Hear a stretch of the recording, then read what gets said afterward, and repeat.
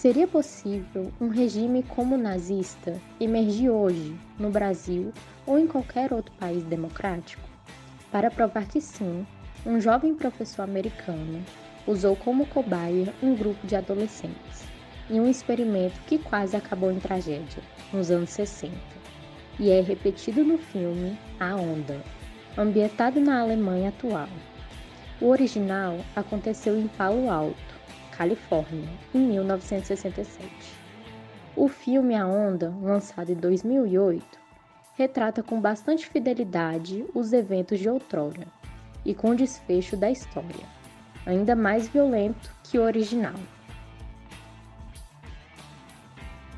A Onda conta a história de um projeto conduzido por um professor do ensino médio, que tem uma semana para explicar para os alunos a realidade e as implicações de um regime fascista ou autocrata, onde o poder do líder é absoluto e ilimitado.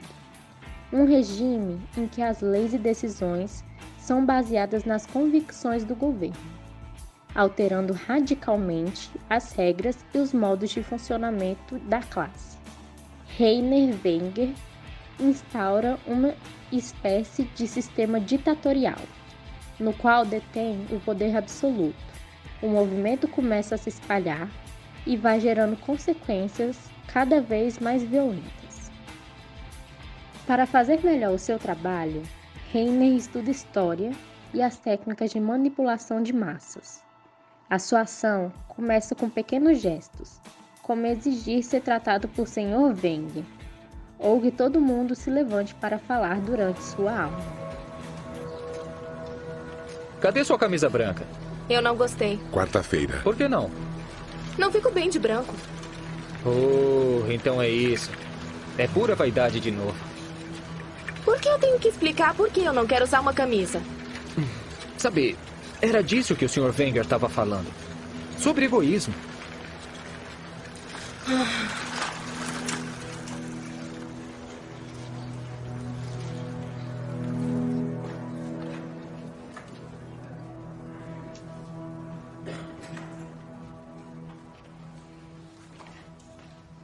Caro, a gente não tinha combinado? Me deixa em paz. Ela não fica bem de branco. Ela adora chamar atenção. Olha. Bom dia. Bom dia. Oi. A Mona trocou de curso e agora nós temos novos alunos da sala. A sala está lotada, não tem mais Eu lugar. adorei o Acomodem-se como puderem. Tá lindo. Mas Jules Bauman e Frederic Clausen queriam entrar. Lotado é lotado. Dennis? Agora que somos tantos, eu acho que a gente precisa de um nome, não é? Muito bem. É o nosso próximo assunto. Alguém tem alguma sugestão? Se não... Esquadrão do Terror. Sugestões sérias, por favor. Dennis? Clube dos Visionários. Marco? A Onda. Tinha que vir de você. Acho um ótimo nome. Combina. Verdade. Tim? Tsunami. Meio exagerado. Kashi? A base. O pacto. O gigante branco. O círculo secreto. Os ressuscitados. O centro. Centro é bom também. Então, mais alguém?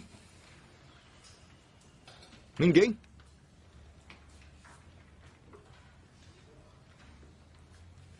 Caro. Transformadores. Transformadores. Bom, nós já temos o bastante. Eu vou escrever alguns.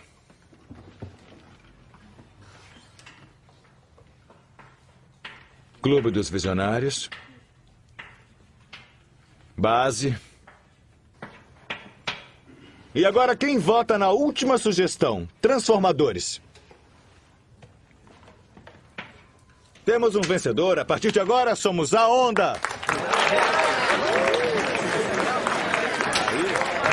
No início da cena escolhida, vemos Caro e Marco indo juntos para a escola. Marco, em tom de desafio, pergunta por que ela não está usando a camisa branca. Ela fica incomodada, não diz o motivo, mas uma desculpa que Marcos utiliza para repreendê-la e ainda lhe lembrar de uma fala do professor que falava sobre egoísmo. Entrar em sala de aula, Caro sente o impacto e percebe-se diferente dos demais colegas. Olhares incriminatórios a recebem e imediatamente a marginalizam, porque optou pela sua consciência e não pelas motivações da turma, que para ela eram eticamente equivocadas. Nesse ponto, é oportuno constatar o grau de diferença entre a pessoa pertencente a uma massa e um indivíduo isolado. Durante o desenrolar da cena, há vários momentos de agressões verbais a Caro que se sente incomodada, mas não intimidada.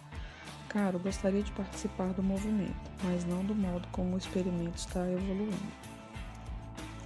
No momento da escolha do nome do movimento, várias sugestões são dadas e Caro é ignorada, até mesmo pelo professor, que se utiliza da indiferença para isolá-lo do restante da turma.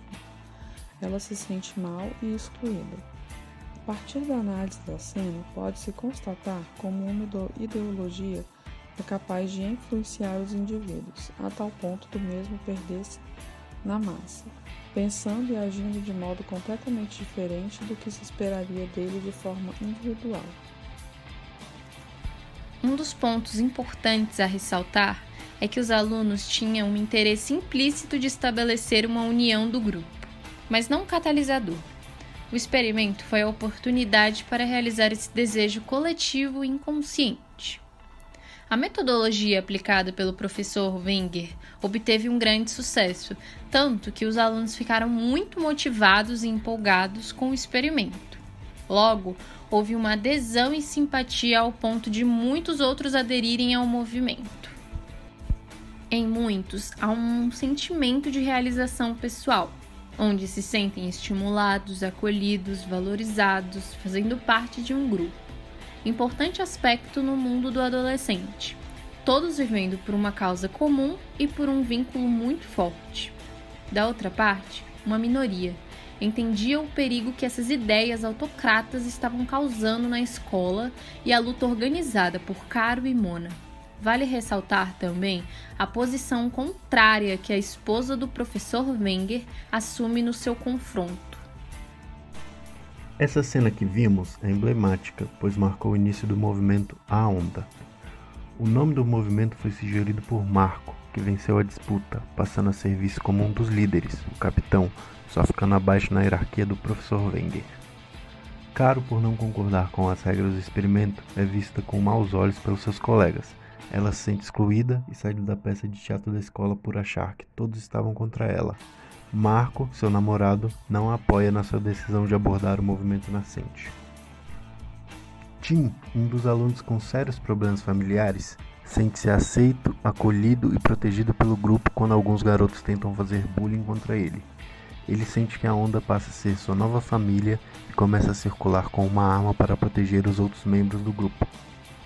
Devido ao sucesso da onda, o professor Wenger tem uma séria discussão com a esposa, que lhe diz que o experimento está fora de controle, mas ele não aceita. Caro, por não concordar com o experimento, sente-se perseguida e toma a decisão de dissolver o movimento, mas não consegue o sucesso desejado. Caro e Marco discutem seriamente. Marco percebe que o experimento está mudando seu comportamento e se sente também ameaçado pelas ideias fascistas e autocráticas. Na última cena do filme, o professor Wenger reúne todos os alunos no auditório e anuncia o encerramento do experimento, alertando para o perigo que todos estavam correndo se a onda continuasse. Tim, não concordando com a decisão, saca sua arma e fere um dos alunos, depois tira a própria vida. Vimos desta cena destacada vários elementos importantes das teorias da psicologia social sendo descritas. A primeira questão é a identidade grupal que está sendo construída pelo professor ao longo de toda a cena. Um uniforme, um nome, um logo e mais tarde uma saudação, todos sinais que favorecem a coesão e a identidade grupal.